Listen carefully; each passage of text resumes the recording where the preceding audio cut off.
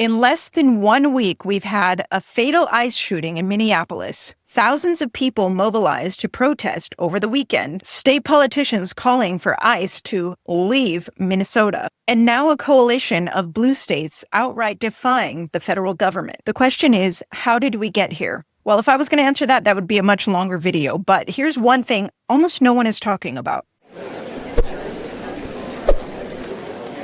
In the days following, we've gotten a lot of information about Renee Good, who she was, what she was doing there, her kids, and so on. But something we didn't get was very much information about the ICE agent. In fact, it's actually a little bit difficult to find very much information about him at all. Aside from his name and his resume, you just don't know much about him. Okay, well, there's a reason for that. Now, it's going to seem like I'm getting off topic, but follow me because I'm telling you it connects. Do you remember that period in Hollywood when there was a kind of a surge of movies coming out that were more about the villains and from their perspective, and they kind of flipped the script and really humanized them? I can think of a few off the top of my head, but one being Joker. Now, I wouldn't go so far as to say they made Joker the hero, or maybe at least the anti-hero, but they certainly made him the protagonist. And the way that they were able to do that was by doing this one thing in their storytelling, and that was to humanize him. So I went online and I looked up, how do you humanize in journalism? Now, stay with me because this does connect to this particular story. Now, here I asked Google, how do you humanize someone in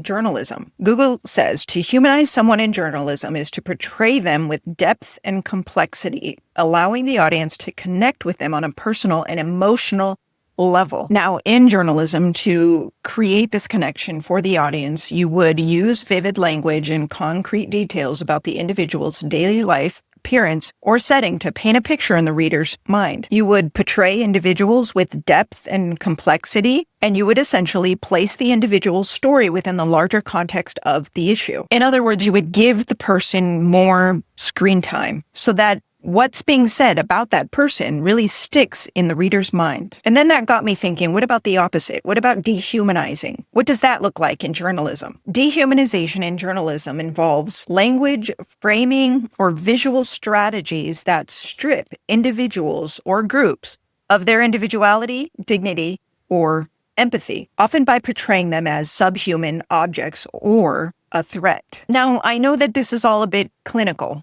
but it's for a good reason, because sometimes when you strip things of emotion just for a little while, sometimes you can see a little bit clearer. And I think in this instance, there's something that is staring us in the face. So I asked ChatGPT to give me some specific details that were reported across all of the major networks and publications. This would be within the first, I think, 3 days, the incident.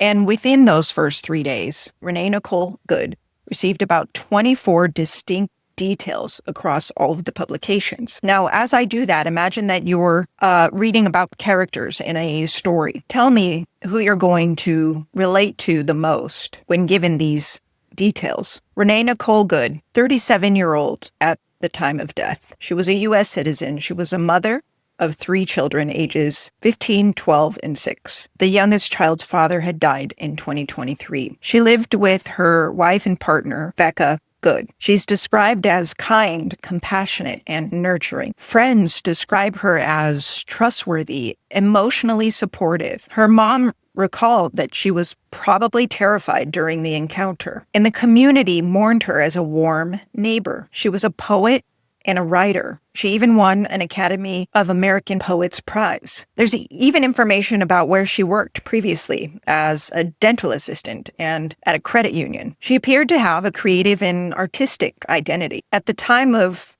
the incident, it said that she was to have dropped off her youngest child at school. Okay, now let's weigh that 24 distinct details against what the ICE agent received in the media. The ICE officer received about 7 distinct details. Full name, Jonathan Ross, identified via records and legal reporting. He was 43 years old. He was an Iraq War veteran and served with the National Guard. Nearly 20 years in law enforcement and military, including the U.S. Border Patrol and ICE. He worked with ICE since about 2015. He had been previously dragged by a vehicle in a separate incident in 2025. Now, the portrayal of him focuses largely on his training experience in self-defense claims from federal officials. But what you don't see is anything about him personally. You don't see anything about his wife, maybe, or kids, or family, or what his family members say about his character,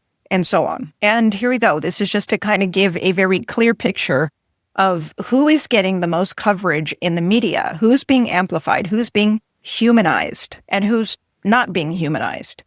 Well, you can see all of these things. You get family details on Renee Good. You get personality details, creative identity, personal backstory. For Jonathan Ross, you don't get any of that. So as a final takeaway, Renee Good got about 24 distinct humanizing personal details, whereas the ICE officer got 7 distinct details, largely professional and resume-based. Now, as chat points out here, Renee's story was contextualized with rich personal and emotional details, whereas the officer's story was primarily presented in procedural and career terms. So what does all of this mean? Well, I wanted to point this out because I was hoping that you would start paying attention, if you haven't already, to the stories and how they're constructed, because that matters just as much as everyone is fighting over the details. Ask questions about who's curating the details and why. I've given you the how they're doing it, storytelling, emotional resonance, humanization. These publications and these networks and